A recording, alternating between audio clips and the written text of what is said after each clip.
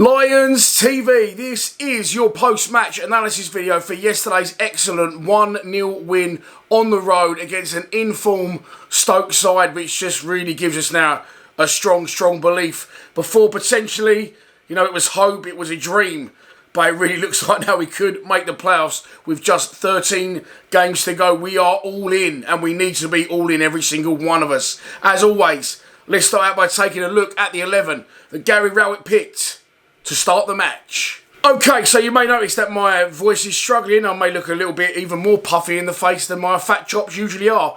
That's because I've just woken up. I've been snoozing all afternoon, and I won't apologise for that. These away days are fucking brilliant at the minute. They're brilliant, and they just roll into Sunday mornings, very late on a Sunday morning, especially if you're the one been doing the driving and everyone else has been boozing. I folded about 4:30 this morning, and I won't apologise for that because I've dragged myself out of bed today in a brilliant mood, because that's the fucking mood that this team, this manager and this football club, the feeling that's given me at the minute. So yeah, it's a little bit late, and by the time you watch this, you might even have 24 hours before the Luton preview's out. But there you go, we keep rolling, just like the players. They keep rolling, and yesterday again, I don't want to dig anyone out. Well, look, let's look at the team. So there's only one change made from the team that drew against Burnley, and that was Tom Bradshaw coming back in the side. Only we, by the way, could sign 2 players in January, and by early February they're both out injured. I'm talking, of course, about Ollie Burke, who did travel with the squad yesterday, and he's been ill, and Duncan Watmore didn't travel. He was actually at Calmont Road yesterday receiving treatment on a bruised leg or something. I don't know what's happened, but it can only happen to us, couldn't it? Signed 2 new players, and neither of them are playing within about 3 weeks.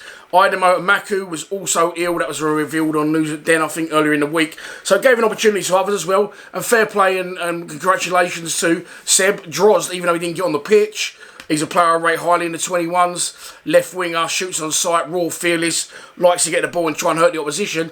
So good to see that he was amongst the substitutes, although unused. And look, I just said I don't want to slag anyone off.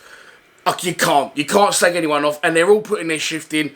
But I feel, there's players playing that wouldn't ordinarily be playing. Charlie Creswell played really well, by the way. I'm not talking about him. I'm talking about, Volkshammer. He hardly touched the ball in the game. When he did, he gave it away. He was not playing with 10 men. And I'm talking about Jamie Shackleton. I watched the highlights back this morning. I felt it at the time as well. But if you watch, every chance that comes from Stoke is a ball that Shackleton's given away. And I'm not knocking either of those players, because despite me feeling they wasn't great in the game, they are still putting in a shift. Every single one of them through the squad are putting in a shift, and it must be very, very difficult. I'm actually praising us as a team by saying that they didn't play well, because we are grinding out results without playing well now. So we didn't play well yesterday, so I didn't think, but we got the job done, so it doesn't matter. And, against Burnley, against the Sheffield United, we got players that wouldn't even be usually getting near our first 11. And we're digging in and just showing real togetherness, real Millwall spirit. And I thought it was brilliant. And yesterday, again, I'm taking different things from different games. Sheffield United was a fantastic win. Burnley was a very resilient result, again, in my opinion, with players that wouldn't usually be playing. But yesterday, I thought it was all about, it wasn't all about the fans, but we took 1,000 up there. Some were not impressed with those numbers. Mill KP. I personally agree with him. I didn't think that was good numbers for how well we've been doing. But look, as we know before, it's difficult to get up there. It's, commitments, money. But I think just under 1,000, 987 travelled. We had 1,400 if we needed it, but the 987 that travelled, we were superb. And I've seen tweets across the Stoke fan pages and Twitter saying Millwall did not stop singing for 90 minutes. And that's also, as well as the tiredness and the puffy eyes, why my voice is slightly gone, because we just sung for the whole game. The whole game, it's brilliant. And after we scored the goal and we didn't play well, at points we're usually like, look, fucking change it right, why are we sitting back? I was still shouting, get Shackleton and Volkshammer off. I hold my hands up on that one. He must have heard me because he took them both off. But our fans were just, because how well the team's done over the last 2-3, well, the whole season, but especially over the last month or so, with the fixture pile up and the squad depth we've got, no one got frustrated.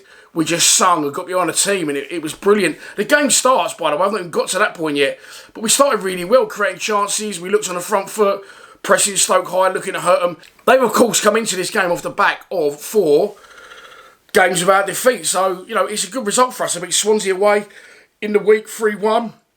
But we was on them. We meant business. We took the game to them. We scored the early goal after a couple of early chances. George Saville is absolutely superb the way he's flying in. And I keep saying he needs a rest, and that's nothing to do with how he's playing.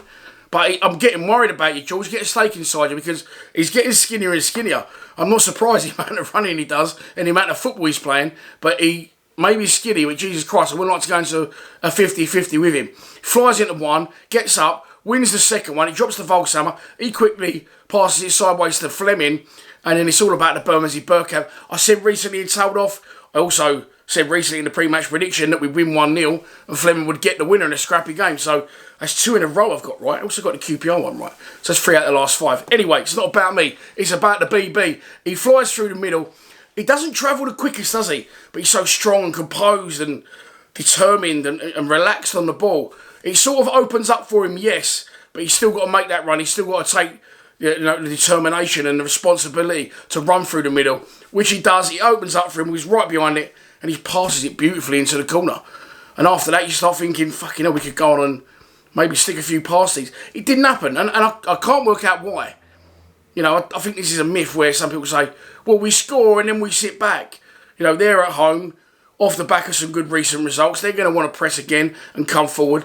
But, you know, 80 minutes is a long time to defend. I don't know whether we just couldn't get into our rhythm again, similar to Coventry, because I do believe that if they had have equalised, I don't think we would be chanting Rowett's name at full time. I think we would have reverted back in our mindset to the Coventry game. What the fucking hell, more points dropped. But we held firm. They knocked the ball around nicely, Stoke, but their final ball, their final decision, their final bit of quality was not great, and they really troubled us in the game. They had that goal, of course, disallowed in the first half. At one point, I almost felt like it was, do you know what, we're just allowing them to have it and say, okay, come on to us, because we know you haven't got the actual quality to break us down.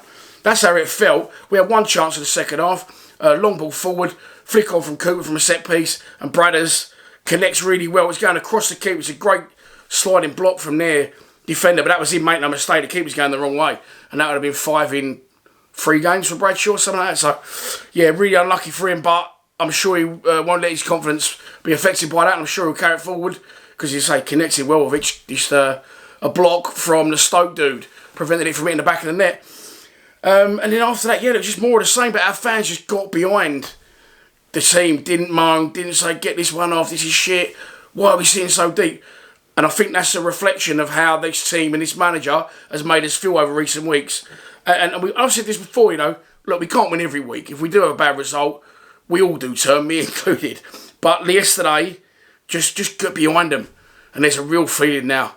There's people singing, you know, not just Rowett, you know, get one Gary Rowett at full time, but we are going up. West Ham United, we're coming for you. I was hearing all the songs.